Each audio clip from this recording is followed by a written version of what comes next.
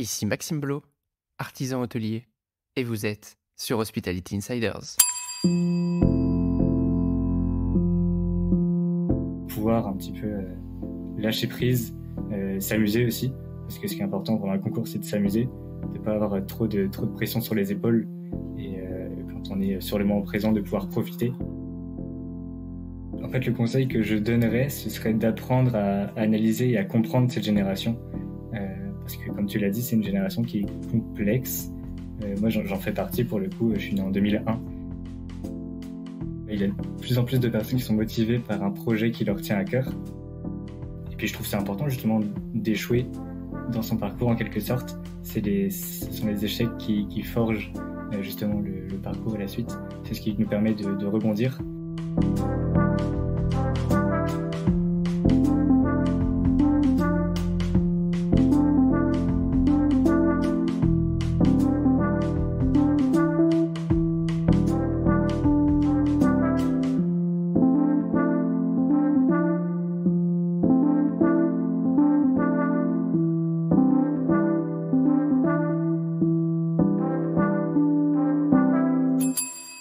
Mes chers insiders, soyez les bienvenus sur le premier podcast hôtelier qui parle d'excellence de service. Plusieurs fois par mois, je reçois un invité passionnant pour échanger sur son parcours et sa vision. Nous parlons hôtellerie-restauration bien sûr, mais pas que. Nous abordons ensemble tous mes autres sujets de prédilection. Business, carrière et entrepreneuriat. Management et leadership. Développement personnel et durable. La passion n'attend pas les années. Il est MAF des arts de la table et du service, mais aussi finaliste de divers concours. Je suis curieux de rentrer dans la tête d'un représentant de la génération Z. Bonjour, Anthony Folio. Bonjour Maxime. Comment vas-tu, Anthony ?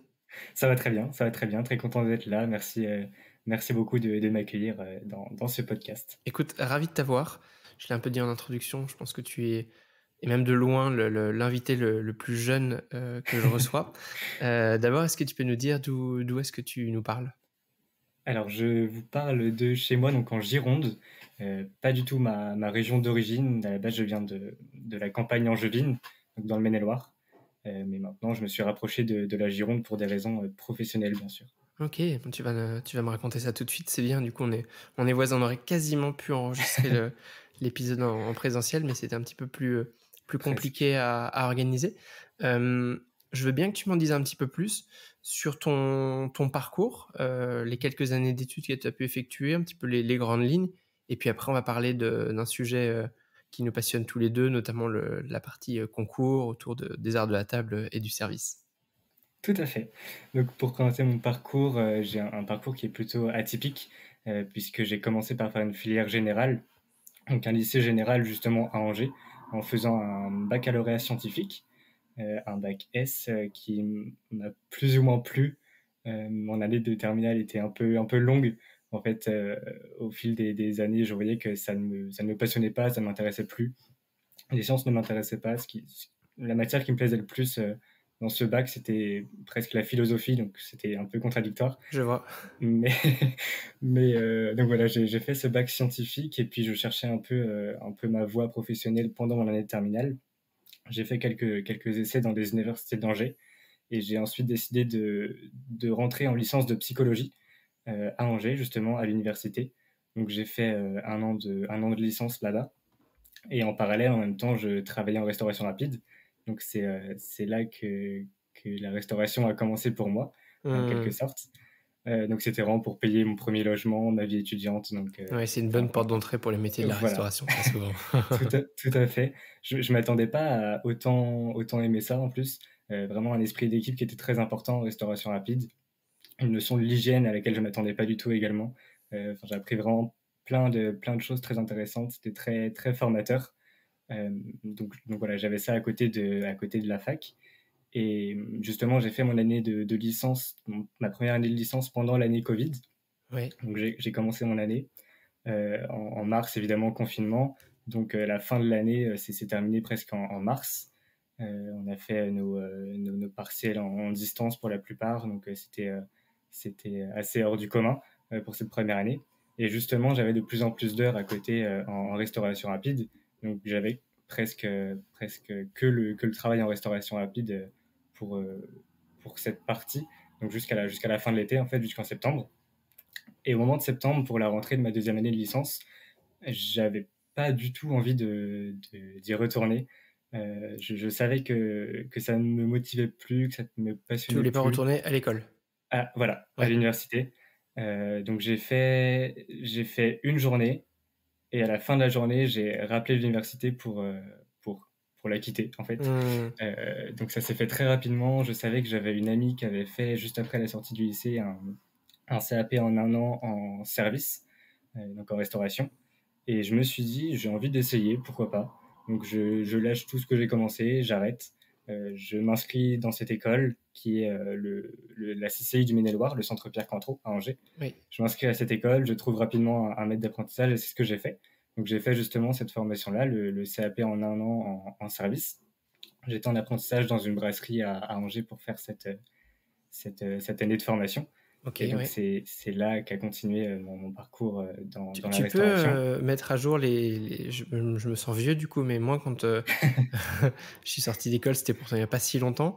Alors je me souviens plus qu'il y avait un CAP, il y avait un BP je crois, pour la partie restauration, mais je sais pas qu'il y avait un CAP qui existe et est-ce que les 2 sont encore différenciés? Comment ça fonctionne en quelques mots si tu sais? En fait, il y a un CAP, donc c'est CAP commercialisation et services en hôtel, café, restaurant, donc en CHR, qui normalement se fait en 2 ans, et donc que les élèves peuvent intégrer juste après la sortie du brevet des collèges. Donc pour éviter de faire une filière générale, il y a soit le bac pro, soit le CAP, en fait, en 2 ans. Mais moi, comme j'avais déjà un bac, je n'avais plus besoin de repasser toutes les matières générales, donc D'accord. les maths, le français, l'histoire, le sport, etc.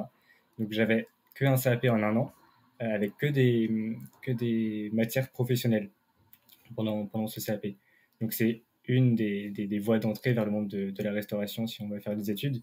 Donc voilà, il y a le CAP, il y a le BP, il y a le bac pro qui est en 3 ans. Donc moi, pour y arriver rapidement, j'ai choisi de faire le CAP en 1 an. OK. Euh, et c'est pendant cette année que ma passion des concours a commencé également. Ouais, on Euh, on on va en parler tout de suite, mais juste oui. autre chose qui moi me chatouille un petit peu.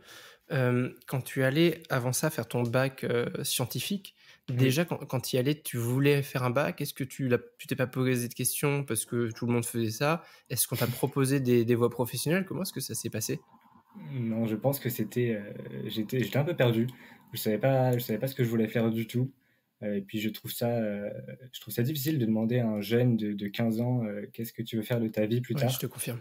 C'est très tôt, c'est beaucoup trop tôt. Donc on se pose tellement de questions déjà d'un point de vue personnel, avec Mmh. l'adolescence, la puberté qui arrive, et si en plus on doit choisir déjà une voie professionnelle, c'est un peu Ouais. stressant et vite compliqué. Donc je pense que j'ai plutôt suivi la masse. J'étais toujours très à l'aise à l'école, avec les sciences également, donc je savais que ça allait pas me poser de problème au niveau des études, D'accord. mais j'y suis pas allé par passion, à ce moment-là. Ouais, parce que moi je me souviens que, à cette époque, enfin, donc moi c'était il y a une bonne quinzaine d'années, mais, on avait déjà ce problème, c'est que tout le monde allait dans les voies générales, notamment les voies Mmh, scientifiques. Dès qu'on était bon à l'école, on nous envoyait vers les voies scientifiques ou générales mmh, et après il y avait beaucoup de bonnes personnes qui baissaient les bras, qui se détournaient un petit peu de ces voies et qui contournaient ça. Moi, la entre guillemets, «la chance que j'ai eue», si on peut le dire comme ça, c'est que j'étais pas bon à l'école. Le collège, c'était déjà compliqué pour moi, donc on m'a tout de suite proposé un peu des offres alternatives et c'est là que la passion hôtelière est née. Et tu vois, tu dis c'est difficile de faire un choix à 15 ans. Moi, à 14 ans et demi, j'étais déjà en école hôtelière, entre guillemets, grâce à ça. Mais c'était quelque chose une réflexion que je me suis souvent faite, c'est comment est-ce qu'on peut, dès le plus jeune âge, tu vois, dès la quatrième ou la troisième ou plus tard, montrer à des jeunes comme toi, en fait, il y a d'autres voies qui existent, il n'y a pas que le SES, qu'est-ce qui vous intéresserait? mmh. Je sais pas, leur faire remplir des questionnaires, leur faire des entretiens un petit peu, qualité pour, voir, quelle fibre il peut y avoir. Moi, c'est ce qui s'est passé avec moi et c'est comme ça qu'on a mis un petit peu le bon fil sur le bon bouton, si tu veux. Oui, c'est sûr. Et puis les mentalités doivent aussi évoluer de ce côté-là, parce que, comme tu l'as dit juste avant, si on est très bon à la sortie du collège, on nous envoie en filière générale parce que c'est la voie un peu plus scolaire, Mmh. euh, pour les personnes qui réussissent très bien. Et souvent, on dit malheureusement que les personnes qui réussissent moins bien vont aller en bac pro ou en filière un peu plus professionnelle ou technologique, Ouais, alors qu'une personne qui réussit très bien à l'école peut très bien aller en filière professionnelle. Enfin, complètement. c'est complètement compatible. mais les mentalités sont encore un peu bloquées de ce côté-là. Au moment du collège, c'était peut-être un peu vu comme un échec justement d'aller en voie Bien sûr, ouais. professionnelle. Puis tu as les copains Sur qui te regardent, «Oui, non mais toi tu vas, dans cette mmh, voie-là, c'est que tu es un peu un mauvais». Ouais, moi j'ai complètement subi ça. c'est sûr. Ouais, ouais. Je comprends. Malheureusement, les mentalités, je pense, sont encore un peu comme ça. Mais j'espère que ça va évoluer parce que c'est des métiers qui sont super et puis de pouvoir justement intégrer une filière professionnelle dès la sortie du brevet, du collège, c'est génial pour entrer, plus rapidement en plus Mmh. dans la vie active. OK. Donc là, tu as ton CAP, en poche. Qu'est-ce que tu fais? J'ai mon CAP en poche et dès, le milieu de mon année de formation, je me je me passionne pour le vin. On commence à étudier rapidement le vin en cours et je vois que c'est un monde qui est très intéressant, passionnant, plein de choses à découvrir, plein de choses à apprendre. Donc je décide d'ores et déjà de faire une mention complémentaire, en sommellerie que j'ai fait l'année dernière. Mmh. Donc j'ai fait cette mention complémentaire dans un restaurant semi-gastronomique à Cholet, donc à environ 1 heure d'Angers, dans Ouais, Maine-et-Loire. en Vendée. C'est Maine-et-Loire, ouais. Voilà, oui, c'est encore Maine-et-Loire, Cholet, Mmh. tout à fait. Donc j'ai fait Fais cette attention mention parce que si tu fais de complémentaire la là-bas. sommellerie, il faut que tu sois précis Oui, avec le terroir. ça je l'ai appris, c'est sûr. Apprendre les départements, les zones Eh géographiques, oui. c'est compliqué. La mention complémentaire sommellerie, c'est passionnant, c'est vrai que c'est très compliqué, c'est une formation en 1 an. Donc il faut apprendre une quantité d'informations incroyables en Oui. 1 an, appréhender tout le vignoble français, donc toutes les régions, toutes les appellations, les cépages, Mmh, très, mmh. très rapidement. On L'examen de mention complémentaire sommellerie après en écrit est aussi très, très complexe. Donc on aime bien la sommellerie, sur Hospitality Insider. Tu oui, sais que moi j'ai eu Xavier Tuisa, j'ai eu Estelle Touzet et en tout à plus j'ai eu fait. la chance de retrouver, Xavier Tuisa et Gaëtan, Bouvier et Florent Martin, les 3 sommeliers, MOF, là, la remise des prix puisqu'il y avait la cérémonie, C'est meilleur sûr. ouvrier de France, il y a une semaine, puisque là on est fin juin au moment où on enregistre, donc c'est assez intéressant de me replonger là-dedans et de vivre, bah, cette passion-là à travers eux. C'est vraiment des beaux métiers. Je me doute bien et puis c'est des beaux métiers et puis les personnes qui font ce métier sont tout le temps passionnées Ouais, et passionnantes. C'est ça complètement. qui est aussi très intéressant. J'avais continué, j'avais fait un autre concours justement en sommellerie également. J'avais eu la chance de rencontrer David Biro qui était le parrain justement de cette édition Ouais. du concours Chapoutier. Mais oui, c'est un monde qui est passionnant, Mmh. rempli de connaissances. Apprendre à déguster, c'est aussi très intéressant, c'est très complexe d'améliorer son palais, d'apprendre à déguster, à analyser les saveurs qu'on ressent, les textures. Mais c'est vraiment passionnant. Ouais, Donc c'est subtil, hein, complètement et donc ça, c'était une mention que tu as qui donc comme la plupart des mentions se font sur 1 an? oui, OK. c'est ça. C'était Et sur 1 an et toujours à Angers, au centre Pierre Cointreau. Donc je suis resté dans cette école pour faire ma mention. d'accord. Très bien et alors ensuite, qu'est-ce que tu as fait? Et ensuite, j'ai décidé de faire une mention complémentaire, donc accueil-réception, là où je suis actuellement. Enfin, je suis en fin de formation pour cette mention. D'accord, donc tu peux cumuler, là encore j'apprends des choses, tu peux cumuler 2 mentions complémentaires? Tout à fait, D'accord. tout à fait. On peut cumuler. Si je voulais faire la mention complémentaire barman l'année prochaine, je pourrais la faire aussi. C'est pas le but, mais je pourrais en fait tout à fait. Tu vas avoir toutes les mentions complémentaires du métier, c'est génial. Je les collectionne. Mais, mais voilà, toutes les mentions complémentaires, on peut les cumuler. Ce qu'il faut juste, c'est avoir un bac pour rentrer en mention complémentaire. Comme j'avais un bac général, c'était possible. Mmh. Il n'y a pas besoin d'avoir un bac pro en restauration ou quoi que ce soit. Il peut y avoir certaines dérogations après pour si on a de l'expérience déjà dans le métier ou quoi que ce soit. D'accord Mais et voilà, il alors, faut normalement un bac. explique-moi comment est-ce que tu passes enfin, comment est-ce que tu décides de passer de la sommellerie qui a l'air de te passionner, au métier de la réception? Eh bien, dans mon esprit, je voulais. En fait, j'avais commencé à découvrir la partie restauration de la filière hôtellerie-restauration. Et j'avais envie de découvrir la partie hôtellerie maintenant, pour pouvoir avoir appréhendé un petit peu les 2 secteurs, voir ce qui se passe des 2 côtés qui sont vraiment, vraiment différents pour le coup, même si c'est la même filière. Et puis le but était après de pouvoir me sentir plus légitime à évoluer dans un poste à hiérarchie dans un établissement par la suite. Je me dis que ce que j'aimerais après, c'est être dans le management d'un établissement hôtelier et je me sentirais vraiment plus légitime d'avoir déjà essayé les postes des personnes que je pourrais manager par la Oui, je suite. vois. pour pouvoir comprendre et me sentir plus à l'aise OK, donc il y avec avait ça. déjà une logique, une vision de plan de carrière, en fait, dans tes choix, Tout à fait, stratégiques d'éducation à ce moment. OK, tout c'est à fait. intéressant. Donc je savais pas vraiment en plus à quoi ça ressemblait le métier de réceptionniste. Je me lançais peut-être un peu à l'aveugle, mais je savais que j'avais le contact client. J'avais envie aussi de retrouver la pratique des langues étrangères. Donc c'est pour ça que je me suis orienté vers le monde du luxe aussi.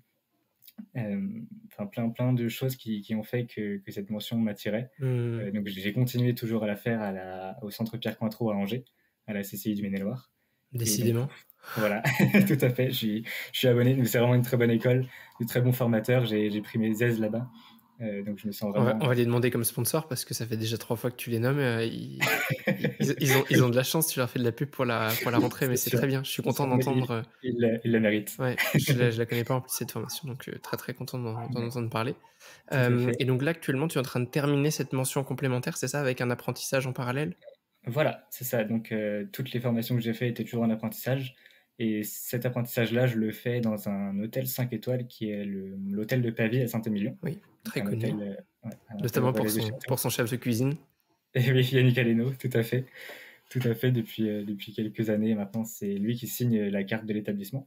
Ouais, Donc c'est voilà, le restaurant qui est deux étoiles à guide Michelin également. ouais, Donc c'est tout vraiment à une fait. très très belle structure. Je suis C'est content d'avoir pu aller là-bas, d'avoir été pris là-bas. Et puis comme je le disais, je retrouve beaucoup la pratique des langues étrangères. En moyenne, on a 10% de clientèle française dans l'année, donc on ne parle quasiment qu'anglais. Bien sûr, je retrouve un peu l'espagnol aussi qui m'avait manqué. Enfin bref, c'est mmh. vraiment un établissement qui me correspond totalement. Euh, il y a tout ce que je cherchais dans cet établissement, donc je suis vraiment très content d'avoir pu effectuer mon apprentissage là-bas. Et comme tu le disais, c'est la fin de formation. J'ai passé mes examens début juin pour la mention complémentaire. Et là, on reçoit les résultats le 4 juillet, donc ça D'accord. ne devrait pas Écoute, tarder. je crois qu'au moment où l'épisode sera sorti, normalement, on saura si tu es diplômé ou pas. Peut-être qu'on fera une note parallèle. Enfin, Parfait, seulement si tu l'as.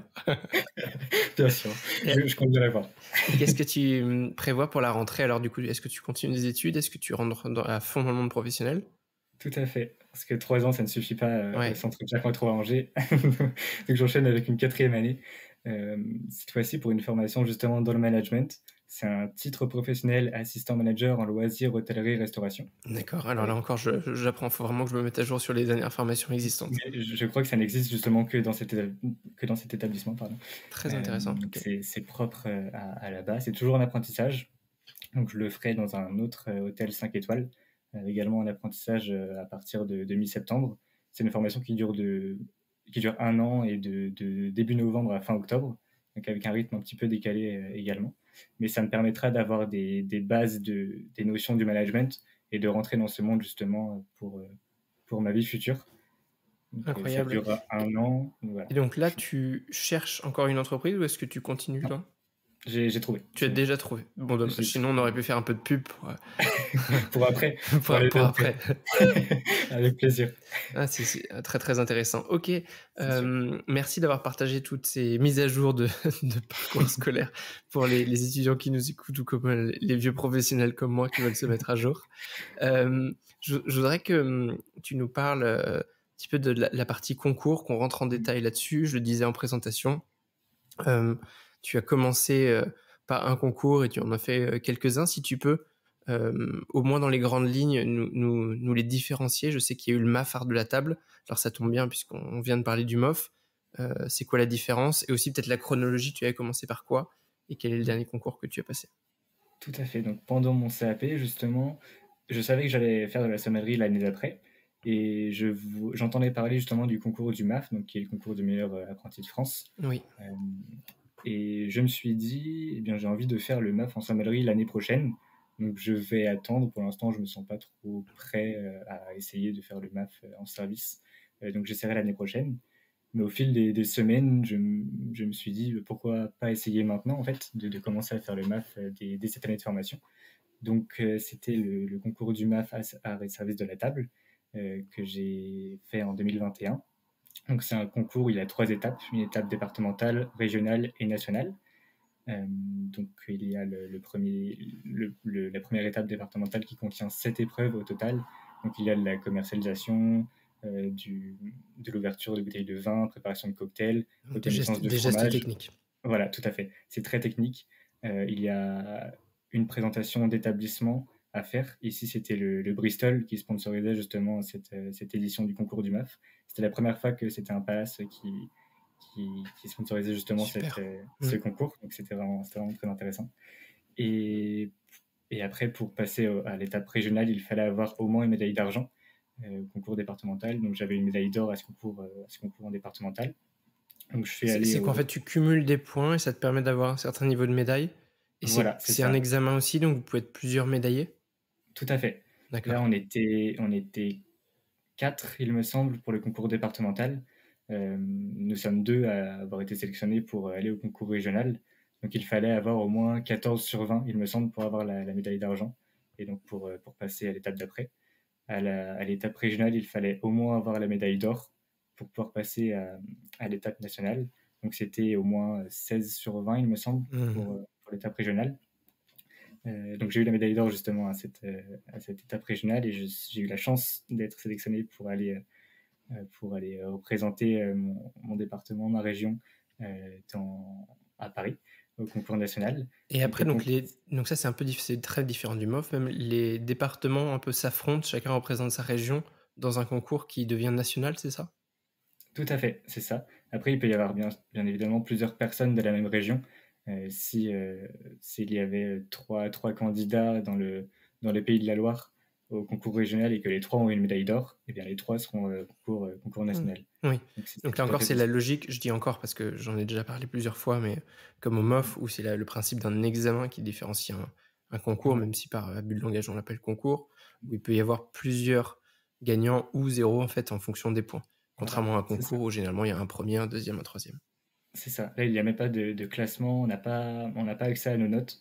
Donc en fait, personne ne sait, mis à part le jury bien sûr du concours, personne ne sait le classement final euh, de ces concours-là.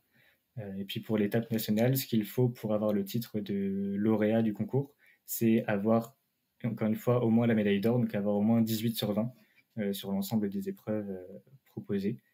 Et donc j'ai eu la chance justement d'être lauréat pour cette édition de ce concours, donc en Bravo, 2021. impressionnant. Merci. Et ça s'est déroulé au Bristol, donc en plus cadre exceptionnel. La première fois que je découvrais un palace parisien, donc c'était vraiment incroyable.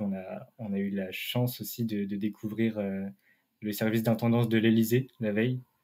Oui. Donc on a fait une petite visite là-bas, c'était vraiment incroyable. Ces 2 journées de concours, c'était vraiment incroyable. C'est Mmh. vraiment le mot Et qui vous définit étiez combien de l'expérience. lauréats cette année sur le MAF Art de la table? Nous étions 9 candidats et 7 lauréats.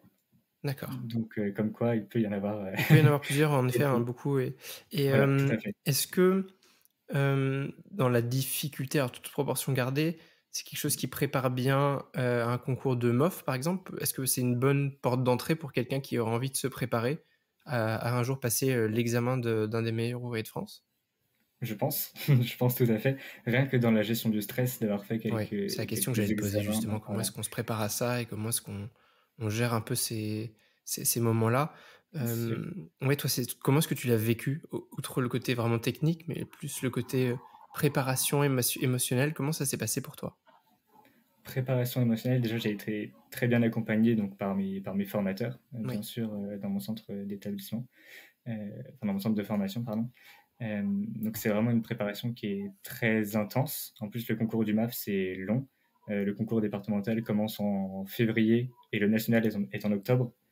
Donc il y a vraiment beaucoup de temps de préparation, mais c'est très intense. C'est vraiment beaucoup de travail, d'accumulation de connaissances et de gestes techniques, etc. oui, Et donc c'est vraiment très intéressant. C'est un gros travail de recherche, euh, travail de gestion du stress aussi. Je sais que j'avais vu la prof de théâtre du centre de formation dans lequel je suis pour qu'on fasse quelques exercices pour se lâcher un très petit peu. intéressant ça, ouais. C'est très intéressant. Je sais que j'avais parlé à une candidate du MOF de l'année dernière en réception qui, elle, avait pris un coach sportif, je crois, pour gérer ses émotions. Donc, chacun après trouve la personne qu'elle souhaite pour l'accompagner. Mais je trouve ça important et intéressant d'avoir un accompagnateur d'un point de vue plus psychique et moral qui n'a Ouais, rien à voir absolument. avec la filière de l'hôtellerie ou de la restauration pour pouvoir un petit peu lâcher prise, s'amuser aussi, parce que ce qui est important pendant un concours, c'est de s'amuser, de pas avoir trop de pression sur les épaules et quand on est sur le moment présent, de pouvoir profiter, Ouais, non, vraiment. tu as raison, le lâcher prise, c'est vraiment un mot-clé, je pense, quand on est dans l'épreuve, il faut être capable, bah, en fait, de dérouler ce qu'on sait faire sans se mettre la pression, sans trop se stresser, puisque sinon c'est C'est là ça. où généralement on rate. Tout à fait, tout à fait. Donc voilà, quand on arrive à un concours, faut vraiment, voilà, arriver détendu, c'est sûr, maintenant qu'on est là, c'est Mmh. c'est qu'on le mérite, qu'on a travaillé pour et il faut faire ses preuves. Et Donc et toi, qu'est-ce qui, à la base, t'a motivé à faire des concours? Je sais pas, c'était une envie de montrer ce que tu savais faire, tu ce côté un peu compétiteur? C'est quoi le levier de motivation? j'ai un petit esprit de compétition, on va dire, Mmh. je pense. Et puis oui, c'est sûr, le fait de vouloir dépasser les exigences qui étaient demandées, pendant la formation, d'aller un petit peu plus loin, que ce qu'on nous proposait, ça m'intéressait déjà beaucoup de faire mes preuves, de montrer ce que je pouvais faire, et puis après, de pouvoir inscrire, quelque chose en plus sur mon CV. C'est toujours aussi plus intéressant de montrer aux futurs recruteurs que j'ai la motivation, que j'ai la passion du métier et que vraiment je travaille dur pour faire mes preuves et avoir les résultats que je veux. Ouais, Donc complètement. C'est évidemment des très, très belles lignes, dans le CV, en plus de l'expérience que, du coup, tu acquiers. Contrairement à beaucoup qui, quand ils sortent de l'école, en fait, ont très, très peu d'expérience, ce qui est normal. Toi, déjà, tu as quelques lignes à mettre en avant, et puis je pense que ça fait aussi gagner du temps quand on arrive sur le terrain opérationnel parce qu'on est habitué à gérer des situations et que tu as travaillé, au-delà de ce pourquoi on t'avait demandé d'étudier. Donc en effet, c'est des vrais points clés. Mmh. tout à fait. Ça montre vraiment aux recruteurs, de la motivation supplémentaire, c'est vraiment important, je trouve. Complètement. Donc aujourd'hui, tu es MAF art de la table et du service 2021. Tu as également passé d'autres concours, je crois, n'est-ce pas? Oui, tout à fait. Donc en sommellerie, j'avais tenté le concours meilleur élève sommelier Chapoutier, donc qui est organisé par la maison de vin Chapoutier, dans la vallée du Rhône et aussi en association avec Métro. Donc c'est un grand concours de sommellerie pour les étudiants qui est proposé en BP en sommellerie, en mention complémentaire. Et donc un concours très intéressant, passionnant, très très très difficile au niveau des connaissances. Je me suis arrêté pour ce concours à la demi-finale. En tout, j'ai fini 12e Mmh. de ce concours. On était 36 à aller en demi-finale et il y en avait que 6 qui étaient qualifiés pour la finale après. D'accord. Et alors Euh, là, c'est intéressant aussi de te poser la question, comment est-ce que tu vis cette, je sais pas si on peut appeler ça un échec, mais en tout cas pas le succès de la victoire du concours. Comment est-ce que tu as vécu ça? Sur le moment, un peu mitigé. Évidemment déçu parce que quand on fait un concours, on espère aller loin, remporter un titre, aller au moins en finale. Surtout quand on a un esprit de compétition et un petit ego. C'est Ouais. c'est toujours intéressant. Mais sur le moment, je savais que j'avais donné tout ce que j'avais et que j'avais travaillé, comme un acharné pour en arriver là. Donc à la fin de la demi-finale, j'avais dit à ma formatrice qui était avec moi, on verra bien ce que ça va donner pour les résultats, mais j'ai donné ce que je pouvais donner. J'ai fait du mieux que je pouvais. Donc s'il y a un résultat, tant mieux. S'il n'y a pas de résultat, c'est pas grave. Ça fait déjà une belle expérience d'être là. La demi-finale était à Tain-l'Hermitage, donc encore une fois dans un super cadre. Ouais. Donc pour l'expérience déjà c'est très bien, même si on ne va pas jusqu'au bout des concours, c'est Mmh. Et super. du coup, tu as passé le 3e qui est le trophée David Campbell après ça, si je comprends bien? Tout à fait, Bon, cette donc année. donc c'est que ça t'a pas dégoûté? Non, non, non, ça va. Justement, j'avais envie de me venger, de prendre ma revanche. Non, non, je me suis inscrit au trophée David Campbell Junior, Oui, parce qui qu'il y a bon, pour une ceux qui me édition. suivent, normalement, savent un petit peu ce que c'est, parce qu'on en a déjà parlé, donc c'est le concours, pour le coup, côté réception, qu'on appelle aussi meilleur réceptionniste de France, et toi, que tu as passé dans la catégorie junior, donc je crois le critère, il faut être étudiant pour pouvoir le passer. Tout à fait, OK. tout à fait. Étudiant, donc ça peut être en mention complémentaire sommellerie, ça peut être en BTS Management en hôtellerie également. Il y en avait beaucoup qui étaient dans cette formation cette année. Et donc c'est un concours qui se déroule en 2 temps. Enfin cette année c'était en 2 temps, parfois ça peut être un petit peu plus. Donc ici l'épreuve qualificative consistait à faire une vidéo euh, en reprenant les formats des shortcoms françaises. Oui. Donc une shortcom c'est par exemple un gars, une fille. tout ce qui passe rapidement à la télévision, d'un programme humoristique entre deux programmes, par exemple. Et toi, tu as fait quoi? Et moi, j'ai repris la série Bref de Ouais. Ken Kojandi. Je trouvais que c'était un format super adapté pour cet exercice parce qu'on allait faire une vidéo de moins de 2 minutes pour résumer le métier de réception et montrer la passion qu'on a pour ce métier. Donc, il y aurait beaucoup de choses à dire, bien sûr. Je trouvais justement le format de Bref très intéressant parce que ça va vite, on a le temps de montrer beaucoup de choses en peu de temps. Donc, j'ai fait ce choix. Je mettrai le lien dans la description, je pense, mais la vidéo, elle est amusante. Et puis, c'est génial aussi parce que moi, j'ai passé ce même concours, mais dans la partie professionnelle, il y a 10 ans, enfin en 2014, 9 ans. Tu serais surpris de voir, nous, l'épreuve qu'on avait par rapport à celle que vous avez aujourd'hui. L'évolution, la digitalisation qu'il y a eu, il y a eu un vrai virage. Et en ça, quand même, je salue l'AICR qui organise ces concours et les organismes qu'il y a derrière. Parce qu'ils ont su quand même, certes un peu lentement, mais prendre le virage du digital et montrer que en fait, nos métiers de réceptionniste, ils ont complètement évolué. Et donc, c'est normal en fait, de vous demander des compétences qu'il y a 10 ans, on ne nous aurait pas demandé du tout.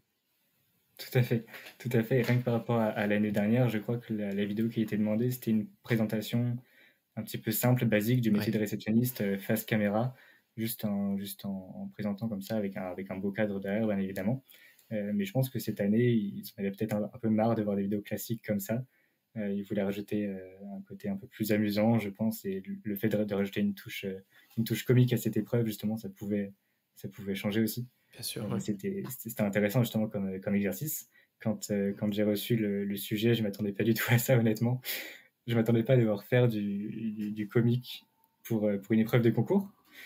Mais ça m'a plu au final. Ça m'a vraiment plu. Je me suis amusé à le faire. Ça oblige encore une fois, à sortir aller chercher de nouvelles compétences. Il y a le côté dépassement de soi qu'on retrouve encore. C'est ça qui est intéressant. Tout à fait. Et puis ma vidéo a beaucoup plu. J'ai reçu beaucoup de retours positifs de la part des jurys. Donc j'étais vraiment content aussi. D'accord. Et ça m'a permis de me qualifier justement pour la finale de ce concours.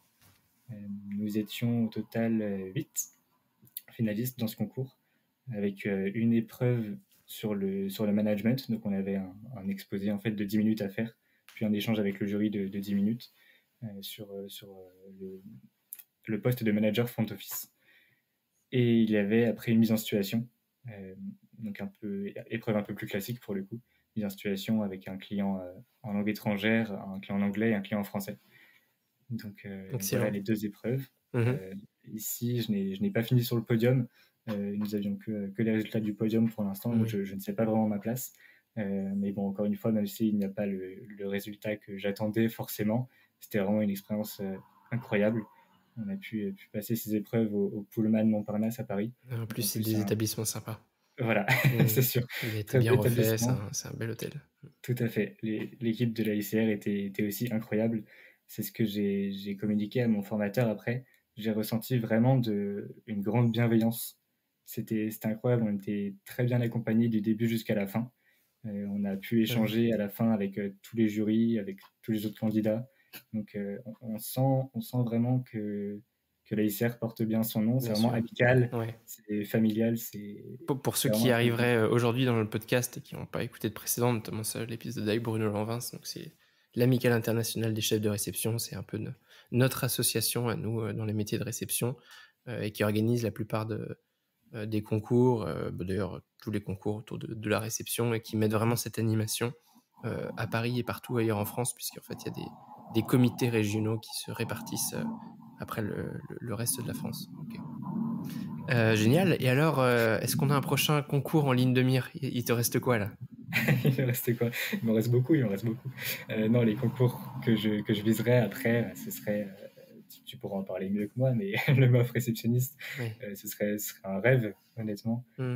Dans plusieurs années, il faut bien sûr acquérir de l'expérience entre-temps. Je ne peux pas prétendre, bien sûr, à essayer ce concours tout de suite. Oui, puis il ne faut pas rafler tout de suite tous les titres. Après, il n'y a plus rien... Plus rien à aller chercher. Tout à fait, il faut attendre un petit peu.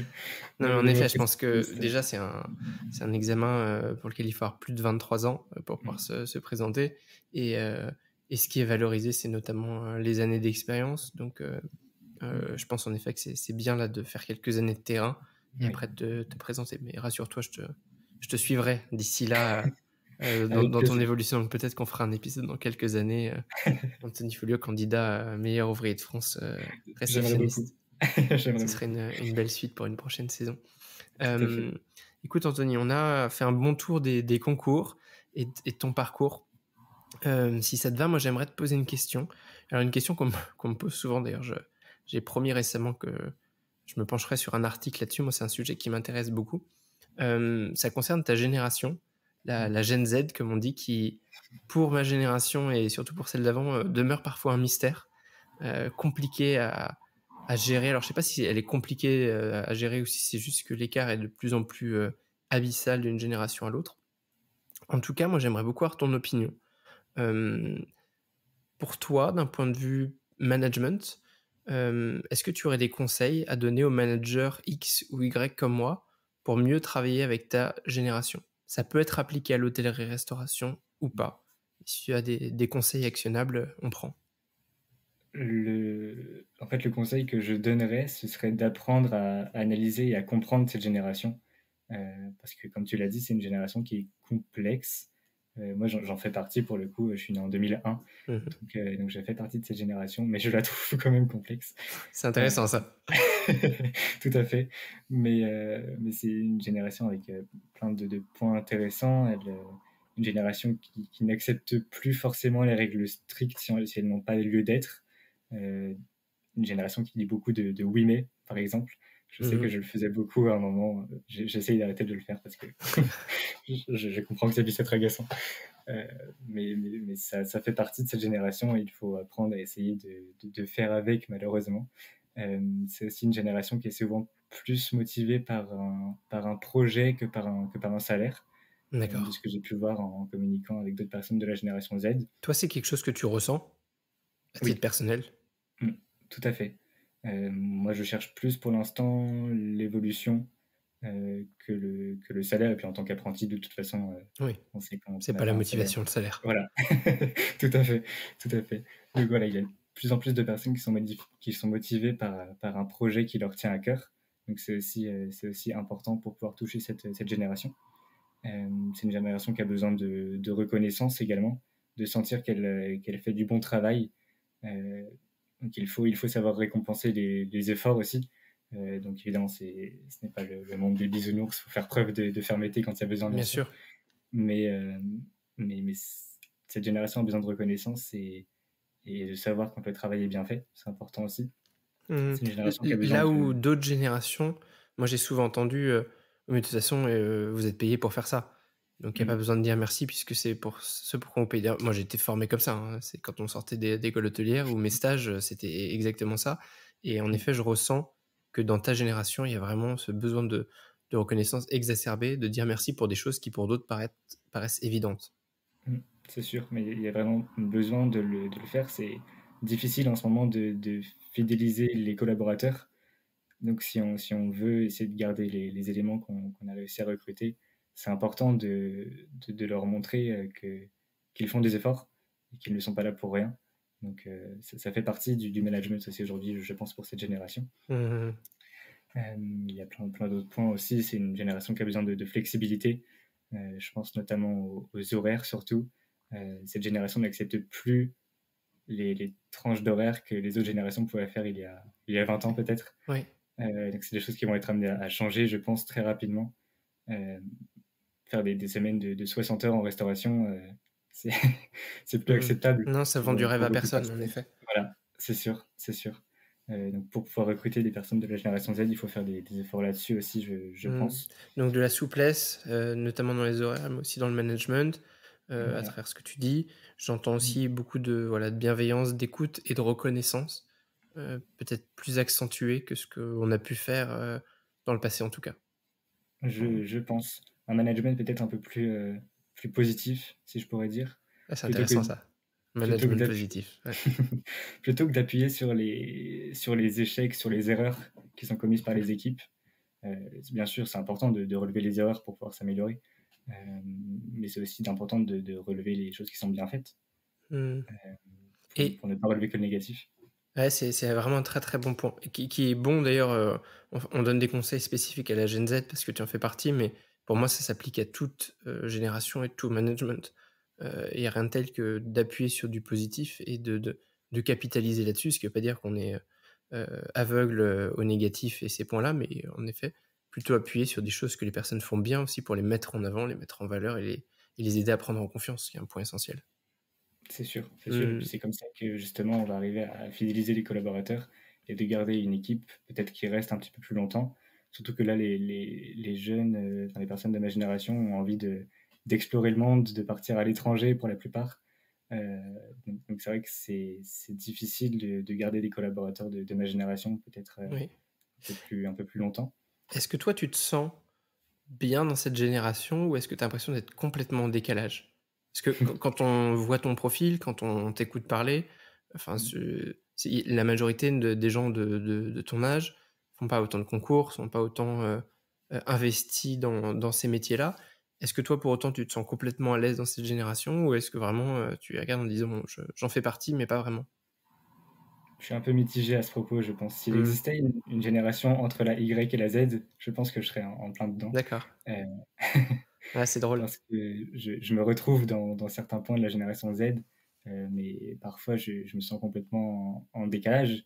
Je, je n'ai pas forcément de points là que je pourrais citer, mais Oui, mais en tout cas, dans certaines la choses. vision, de la vie professionnelle et de la vie tout courte, tu es pas forcément dans la même orientation peut-être que tous tes copains, camarades, des gens que tu peux côtoyer. Non, non, non, OK. c'est sûr. Rien que bon, ça relève encore d'autres choses, mais par exemple, quand j'étais dans mon CAP en service, on était peut-être 15 dans ma classe à faire ce CAP en service, et j'étais le seul à vouloir aller dans le monde du luxe Mmh. par la suite. Mais je pense qu'ici, ça relève plus de l'image qu'a le luxe et des codes qu'elle a. Oui, On pourrait parler évidemment d'apparence. Tu avais parlé déjà dans un podcast de vêtements d'image. oui. Euh, mais je sais qu'on peut aussi parler des accessoires, des tatouages apparents, des piercings. C'est une génération qui est beaucoup orientée par là. C'est une mode. C'est une mode Ah, tu veux dire qu'elle a aujourd'hui. pas aussi envie d'être contrainte par rapport à son expression, à travers des tatouages, des piercings et cetera, que dans le luxe notamment, c'est Tout encore à pas fait. complètement autorisé? Tout à fait. J'avais Mmh. Ça change, hein, beaucoup de cela dit, ouais. personnes. Oui, ça change. Ça change. Et je suis sûr que ça va être amené à changer. Et je pense qu'ils n'auront pas forcément le choix pour élargir leur gamme de candidats et de collaborateurs, justement. Comme je disais dans ma classe, la moitié avait des tatouages apparents ou des piercings. Et justement, ils ne voulaient pas aller dans le luxe pour cette raison, parce qu'ils ne se sentaient pas acceptés justement par les codes du luxe. Ils préféraient avoir une brasserie, un bistrot à eux, quelque chose d'un peu plus familial Ouais, je comprends. pour les citer. Alors que le luxe peut être familial, bien sûr, tout à fait. Mais voilà, il faut encore casser certains codes, je pense, Oui. Ouais, pour... sur, en effet, la vision du luxe qu'on envoie quand on est une entreprise de luxe et qu'on veut recruter des jeunes Z. Écoute, j'en ai pas mal dans mon audience qui écoutent ce podcast, donc je pense que là, ils ont le calepin à la main et ils ont noté quelques conseils. Mais Parfait. merci pour ça et dans cette lignée, je voudrais avoir ton avis sur, la manière dont vont évoluer, selon toi, les métiers de l'hôtellerie-restauration dans les années à venir et notamment à travers cette, génération Z. Hmm. Alors, je pense que justement tout ce qu'on a pu citer auparavant va être amené à changer rapidement. Euh, la manière de travailler, la manière de manager, les horaires, les salaires aussi, je pense. Il faut que ça change justement pour rendre le métier plus attractif, plus attrayant. Il faut arriver à casser les codes et à ouvrir des portes supplémentaires. Donc je pense que ça va être amené à changer rapidement. Il y a aussi un grand effort technologique, je pense, qui va arriver, qui arrive déjà, bien sûr. La génération Z Ouais, est effectivement. née avec la technologie entre les mains. Donc elle va apporter de nouvelles choses, des innovations, des concepts qui vont arriver. Euh, je pense notamment au Bristol qui a lancé sa collection de NFT, Oui, par j'ai vu exemple. ça. Je trouve ça incroyable. J'ai vu ça et je trouvais que c'était un concept incroyable de pouvoir innover justement dans ce sens. Et ça va arriver très très vite. Je pense que la technologie arrive très vite, donc on va être amené à avoir de nouvelles choses, des nouvelles manières de travailler. Mais il ne faut pas justement se bloquer par rapport à ça, il faut accepter, apprendre à travailler avec Oui. et accueillir la technologie. Tout en laissant aussi une place, à l'humain, Tout qui à je pense fait. aura toujours, la place noble, dans nos métiers, mais en effet pas la refuser cette technologie, ce côté Bien sûr. digital, mais l'embrasser et grandir avec. C'est sûr, c'est Mmh. sûr. Je suis plus adepte de la technologie qui accompagne l'humain plutôt que la technologie qui remplace l'humain. Je Ouais. sais qu'il y a des établissements qui font ça. Je pense aux bornes de check-in, de check-out, les robots serveurs, Ouais, enfin ouais, non mais plein de choses dans ce je pense qu'on sens. se rejoint sur ce sujet. Sinon on Je n'aurait pas choisi ce métier, je probablement. pense. Tout à fait, tout à fait. Donc c'est important de garder quand même un côté humain, mais Ouais. il faut accepter l'aide de la technologie. Ouais, C'est c'est sûr que c'est génial. important. Écoute Anthony, je te remercie de partager tous ces avis. Je pense que voilà, ce sera riche, d'apprentissage, pour beaucoup. Je te propose une petite pause, avec mon jeu préféré que si tu es un amateur du podcast, de cette saison notamment, j'ai lancé ce que j'appelle mots-clés contre bénéfices. Mmh. Je suis curieux de savoir ce que tu vas nous proposer. Donc je rappelle, les règles. Tu donnes un mot-clé qui, s'il est partagé à l'écrit par un auditeur, soit, sur Apple Podcast en laissant un avis avec 5 étoiles si possible, ou sur YouTube, puisque j'en ai de plus en plus qui font ça. Si les personnes donc utilisent ce mot-clé, tu leur offres un bénéfice de ton choix. La parole est à toi. Eh bien, je pourrais proposer, le mot-clé génération pour rester, dans le thème de Génial. ce qu'on vient d'étudier. Mot génération et puis je vous invite à passer directement un moment autour d'un verre et continuer cette discussion, pourquoi pas à Saint-Émilion justement, là où je suis cette année. Belle Heu, destination en plus. Belle destination, beau vignoble, très bon vin, donc pourquoi pas, ce serait avec grand plaisir. Écoute, très bien. Puis c'est ouvert à toutes les générations justement. Tout à Les fait, anciens comme les nouveaux. mais bien sûr. Parfait, magnifique. Hem, alors cette question elle est particulièrement amusante pour toi, c'est le moment de faire un peu une ouverture. Normalement, je demande à mes invités s'ils pouvaient revenir en arrière au début de leur carrière. Mais, dans ton cas, on est quand même encore au début de la carrière, donc tant mieux. Mais si tu pouvais quand même revenir un petit peu plus en arrière, disons, à parler au Anthony, collégien, qu'est-ce que tu lui dirais? Je lui dirais de continuer dans la voie qu'il a choisie. En fait, je ne changerais rien, je pense, parce que même si j'ai un parcours atypique, que je n'ai pas forcément trouvé ma voie, très rapidement, que j'ai zigzagué dans mon parcours, ça fait partie de mes expériences, que ce soit professionnelles ou personnelles. Je n'en retiens que du positif. J'ai pu faire de nombreuses rencontres, vivre de nombreuses, choses, hem que je ne pourrais plus forcément vivre, maintenant, par exemple. Et puis je trouve c'est important justement d'échouer dans son parcours en quelque sorte. Ce sont les échecs qui forgent, justement le parcours et la suite. C'est ce qui nous permet de rebondir. Donc je ne sais pas si j'avais choisi directement la voie de l'hôtellerie-restauration, par exemple, après mon brevet, j'aurais eu le même comportement, la même motivation, la même passion. Donc non, je regrette pas du tout. J'aurais fait exactement la même chose, donc je dirais au Anthony collégien d'avancer dans ce qu'il fait, de continuer à rester motivé, passionné, heu, Mmh. d'avoir des étoiles dans les yeux, de suivre les rêves qu'il a choisis et de se donner les moyens et d'oser. Oser, c'est un mot qui est important, il faut oser dans la vie, sinon on n'a rien. Super, ouais, complètement. Anthony, est-ce que tu lis? Je lis, Est-ce que je tu as lis, est-ce que tu as une recommandation alors, sur le sujet peut-être? une recommandation, je pourrais recommander un livre qui s'appelle Les 4 accords Toltec. Oui, Don Hem, Miguel Ruiz, c'est ça? Exactement, tout à Et il fait. m'a été cité une fois, je crois. Je vois. Mais c'est très C'est bien, un livre, vas-y, si tu peux en bien parler. sûr. C'est un livre qui m'avait été donné par ma grande sœur quand j'étais un peu plus adolescent, que je n'avais pas forcément lu à ce moment-là. J'avais peut-être pas la maturité pour lire ce genre de choses et l'envie non plus, parce que c'est vrai que c'est complexe. C'est un livre qui parle de développement personnel. C'est un peu un guide d'accès au bonheur, selon une certaine philosophie, une certaine psychologie.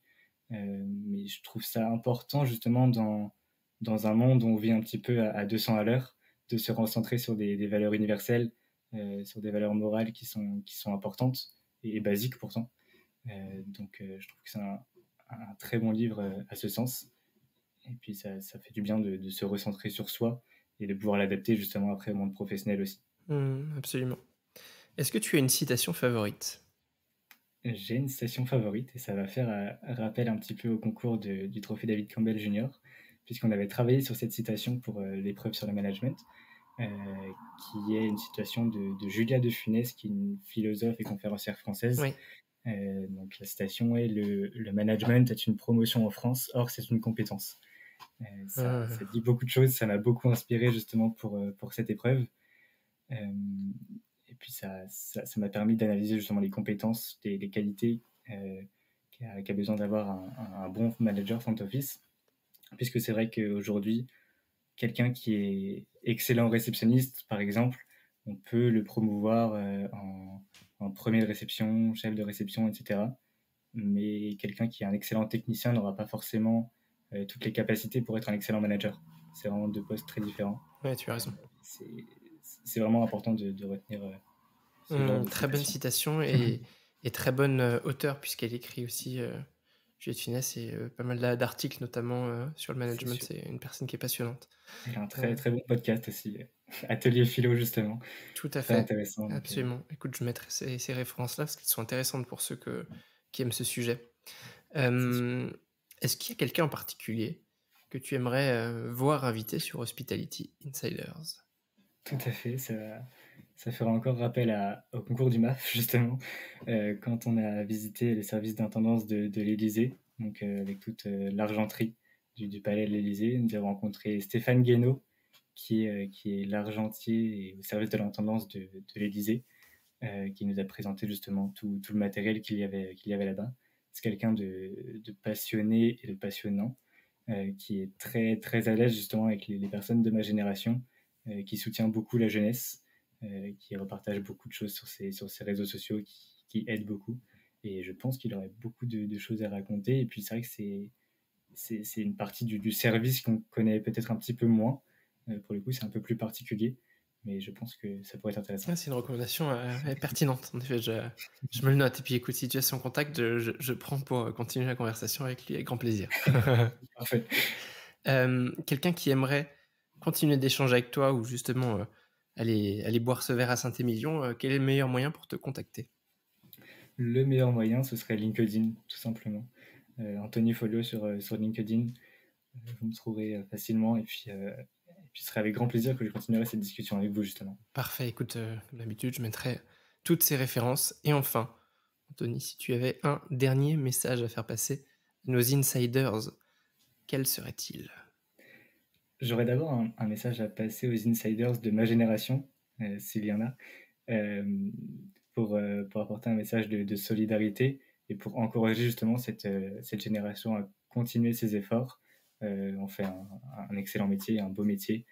Et il faut justement qu'on montre aux personnes des autres générations que nous sommes là, qu'il n'y a pas d'inquiétude à avoir. Et qu'on peut faire du bon travail aussi, malgré la difficulté de manager une génération Z. J'aurais aussi un mot pour les personnes justement des autres générations, pour les recruteurs, pour les hôteliers, pour les restaurateurs, pour les rassurer.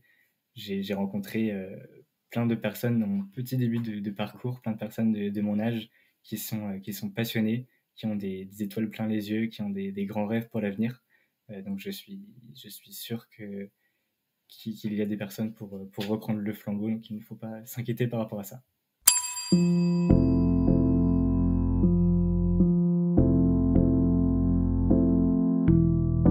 Mes chers insiders, j'espère que cet épisode vous a plu.